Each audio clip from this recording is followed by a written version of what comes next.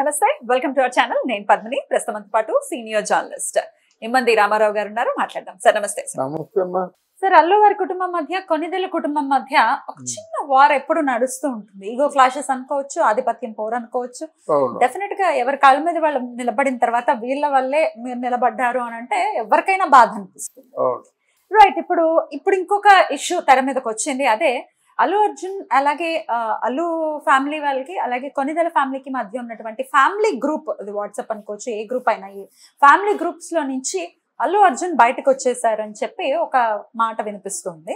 దానికి ప్రధానమైనటువంటి కారణం ఆయన వైసీపీకి సంబంధించిన ఒక ఎమ్మెల్యేకి సపోర్ట్ చేయటము వన్ ఆఫ్ ద రీజన్స్ గా చెప్తూ ఉన్నారు.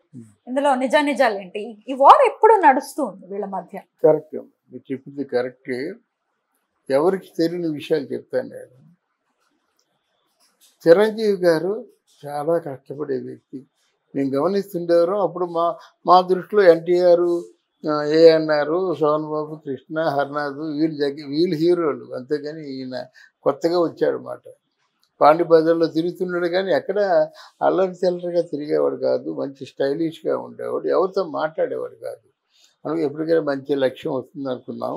తర్వాత ఆయన ఖైదీ సినిమాకు వచ్చేంతవరకు కూడా చాలా కష్టాలు పడ్డాడు. ఆయనకి ప్రొడక్షన్ మేనేజరు ఎస్పి వెంకన్న బాబు అనే ఉండేవాడు. ఎస్పి అంటే మన అరవింద్ గారు అప్పటికి ప్రొడ్యూసర్ అయ్యే అంత పెద్ద ఒక ఏదో మా ఊళ్ళో మహాశివుడు అని అల్లు రామలింగ సినిమా తీశారు కానీ అంత అంటే ఫోర్స్గా సినిమాలు తీసే అంత ధైర్యం లేదు. అప్పుడు మరి వెంకన్న బాబుకి ఈయన అరవింద్ గారికి గొడవ జరిగింది. చాలా పెద్ద గొడవ జరిగింది. ఎక్కడ జరిగింది? మద్రాసు, టీ నగరు, శ్రీదేవి థియేటర్ దగ్గర జరిగింది. ఆ తర్వాత వెంకన్న బాబు తప్పుకున్నాడు. కాల్ షీట్లు ఆయనే చూసేవాడు. కానీ ఈయన తప్పుకున్న తర్వాత వచ్చారు అరవింద్ గారు. అయితే ఇక్కడ ఏంటంటే మూల పదార్థం అసలైన బంగారం మాత్రం చిరంజీవి గారే. ఆ చిరంజీవి గారు కాబట్టి ఆయన ఎవరు ఊహించని విధంగా ఎదిగాడు. ఆయనతో పాటు ఈయన కూడా ఎదిగాడు. అర్థమైందా? ఇప్పుడు ఎవరు ముందు అనుకుంటే చిరంజీవి గారే నా దృష్టిలో ముందు. బట్ ఎన్నేళ్ళని మోస్తారు? ఇప్పుడు అల్లు అర్జున్ చాలా ఏళ్ళు మోసి ఉన్నారు. End of the day A function కి వెళ్ళినా ఆయనని ఎంతో కొంత టాంట్ చేసేటటువంటి పరిస్థితి ఉంది కాబట్టే కదా చెప్పను బ్రదర్ అని స్టార్ట్ చేశారు. ఎన్నేళ్ళని మోస్తారు ఈ భారాన్ని? అది మీరు చెప్పింది కరెక్టే. కానీ ఇక్కడ ఇదే అల్లు అర్జున్ ఒక సభలో కొంచెం ఎమ్మిచ్యూరుగా ఉన్నప్పుడు మా మామయ్య, మా మెగాస్టార్ ఆ కీచురాల్ని పక్కకు తప్పించి, ముళ్ళ కంచెల్ని పక్కకు తప్పించి, నేను ఆయన ఈ కాళ్ళతో కాళ్ళు చిరిగిపోతున్నప్పుడు కూడా ఆయన మెగాస్టార్గా నిలబడి మమ్మల్ని పూలబాటలో నడిపించారని చెప్పింది అది నిజమే. అల్లు అర్జున్ నిజమే కదా.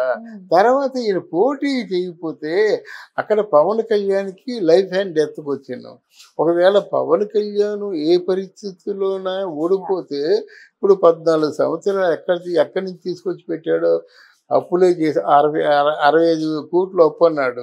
అప్పులే చేశాడు. ఏం చేశాడు? మొత్తానికి ప్రత్యేక దీక్షతో ఉన్నాడు. ఆయన ఉండడం కాకుండా జనసేన వాళ్ళందరినీ కూడా కష్టపెట్టాడు. ఇప్పుడు ఓడిపోతే ఆయన జనాలకి సమాధానం చెప్పగలరా? అందుకే కదా మన నాగబాబు వెళ్ళిపోయి ఒక 40 రోజులు ముందు నుంచి ఆడు కూర్చున్నాడు. నడవలేకపోయినా ఎంత కష్టపడుతున్నా సరే తమ్మును బతికించుకోవాలని కూర్చున్నాడు. చిరంజీవి గారు కూడా వెళ్దాం అనుకున్నారు కానీ పవన్ కళ్యాణ్ అవకాశం ఇవ్వలేదు. ఎందుకంటే ఆయన రామ్ చరణ్ని పిలిచినందుకే చాలా బాధపడుతున్నాడు అన్నమాట. పీకేశారమ్మా లిటరల్గా. ఆ చేతులు, ఆ కాళ్ళు ఏ ముక్కకి అంటే అభిమానులు కావచ్చు, ఎవరు కావచ్చు మొత్తం చెప్పలేం కదా. ఇప్పుడు పవన్ కళ్యాణ్కి షేక్ హ్యాండ్ ఇచ్చి బ్లేడ్తో షేక్ హ్యాండ్ ఇచ్చింది అభిమానులు అనుకుందామా, జనసేన అనుకుందామా, వేరే వాళ్ళు గోండాలు వచ్చి దిగారు అనుకుందామా? నేను అంటే అల్లు అర్జున్ చేసిన తప్పు అని చెప్పనమ్మా. నువ్వు అక్కడికి వెళ్ళావు, బాగానే ఉంది. నీ ఫ్రెండ్కి ఇచ్చిన మాట బాగానే ఉంది. అక్కడ 5 గంటలు ఉండు, నువ్వు ఒక్క అరగంట గడుపు. నువ్వు అసలు ఈ సమస్య రాదు కదా. రెండింటికి ఎట్లా సపోర్ట్ చేస్తారు sir at a time? Is it possible? ఎవరు ఎందుకు సపోర్ట్ చేయలేరమ్మా? వైఎస్ఆర్ పార్టీకి చేశారు. మా మామయ్యని గెలిపించండి. నా ఫ్రెండ్ని గెలిపించండి. నేను రాజకీయాలకు అతీతం చెప్తున్నాడు కదా. నేను చెప్పేది ఏంటంటే నేను రాజకీయాలు చేయను, నేను రాజకీయాలకు అతీతం అని చెప్పాడు. ఆ చెప్పాడు ముందుగా ఒక సేఫ్టీ బాణం వేసుకున్నాడు కదా. రాజకీయాలకు అతీతం అయినప్పుడు నా ఫ్రెండ్, అందువల్ల నేను రాజకీయాలకు అతీతంగా నా ఫ్రెండ్కి చేస్తున్నాను. మా మావయ్య మెగాస్టార్ తమ్ముడు పవర్ స్టార్ అని చెప్పొచ్చు. అంటే ఆ పార్టీలో ఆయన ఉన్నట్టయితే చెప్పకూడదు, వైఎస్ఆర్ పార్టీలో. లేకపోతే ఇక్కడ జనసేనలో ఉన్నట్టయితే అక్కడ చెప్పకూడదు.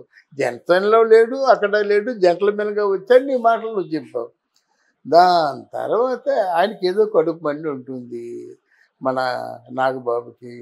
మనలో ఉంటూ పరాయివాడికి ఏమో సపోర్ట్ చేసేవాడు, మనవాడైనా పరాయివాడు, పరాయివాడైనా మనలో ఉంటూ మనకు సపోర్ట్ చేసేవాడు మనవాడు అని చెప్పాడు. దానికి అంత రాద్ధాంతం చేయాలి, రాద్ధాంతం చేయి. ఇంకా రకరకాలుగా అల్లు రామలింగి కానీ భిక్ష పెట్టి పూనిడితే నువ్వు ఏం చేసావు, ఏదో పంచర్లు వేసుకుంటుండేవాడు అని చెప్పాడు అన్నమాట. అది బాధ కదా ఎవరికైనా. అది ఎవరిని అన్నట్టు, అల్లు రామలింగి భిక్ష ఎవడికి పెట్టాడు, చిరంజీవికి పెట్టాడు. అంటే మిగతా వాళ్ళకి పెట్టలేదు కదా. మిగతా వాళ్ళకి రామలింగికి, మిగతా వాళ్ళకి వాళ్ళ ఫ్యామిలీకి ఏ సంబంధాలు లేవు కదా. ఈయన పెద్ద మనసు, చిరంజీవి పెద్ద మనసు ఉన్నాడు కాబట్టి ప్రతి సంక్రాంతికి బెంగళూరు రిసార్ట్కి వెళ్ళిపోయి అందరినీ, ఇంక్లూడింగ్ అంటే అరవింద్ గారి కొడుకుల్ని, కూతుర్ని, వీళ్ళందరినీ తీసుకొస్తారనమాట. అంటే ఇంతమంది నాకు అంటే బలగం కావాలని చెప్పేసి అనుకున్నాడు కాబట్టి తీసుకొస్తున్నాడు. అది చిరంజీవి తాలూకు కోరిక, ఆకాంక్ష. మరి ఇప్పుడు ఎందుకు ఈయనేమో నాకు పూర్తిగా ఆయన ఇన్స్టాగ్రామ్ లేకపోతే వాట్సాప్ ఏదో డిలీట్ చేశారని అంటున్నారు. ఎవరు గ్రూప్లో చేశారు అంటారు. ఆయన కూడా చాలా సీరియస్గా ఉన్నాడు. ఇప్పుడు దీన్ని ఏం చేస్తారంటే జనం, ఎవరైనా ఇద్దరి మధ్య గొడవ వచ్చిందంటే దాన్ని పెంచడానికే ప్రయత్నం చేస్తారు.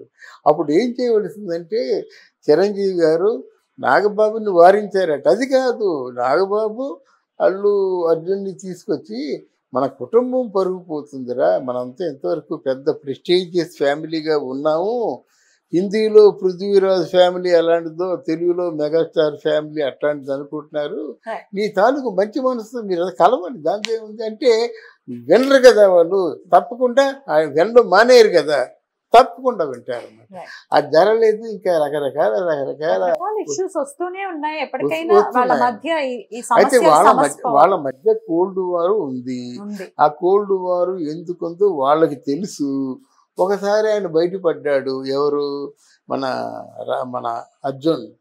ఏంటంటే ఏదో మా నాన్న మీద ఏమో చాలా నిందలు ఉన్నాయి, మా నాన్న ఏమో పార్టీ డబ్బు నొక్కేసినట్టు, పార్టీ వాళ్ళ డబ్బు తీసుకున్నట్టు, ఇక్కడ చిరంజీవి గారితో డబ్బు తీసుకున్నట్టు అని కొంచెం బాధగా ఒకసారి అరిచేశారు అన్నమాట. అంటే అట్లాంటివి ఉంటే ఏమన్నా వాడు పర్సనల్గా కుటుంబంలో తేల్చుకుంటే బాగుంటుంది కానీ సభాముఖంగా చెప్పకూడదు కదా. ఏమైనా కొంచెం పర్సనల్గా ఉన్న ప్రాబ్లం, దాని మీద కుటుంబం ఎఫెక్ట్ అవుతుంది. ఈరోజు అవి సమస్య పోవాలని కోరుకోవటం మినహాయిస్తే తప్పకుండా డెఫినెట్ గా అవి సాల్వ్ అవ్వాలని కోరుకుంటూ థ్యాంక్ యూ సార్. తప్పకుండా థ్యాంక్ యూ.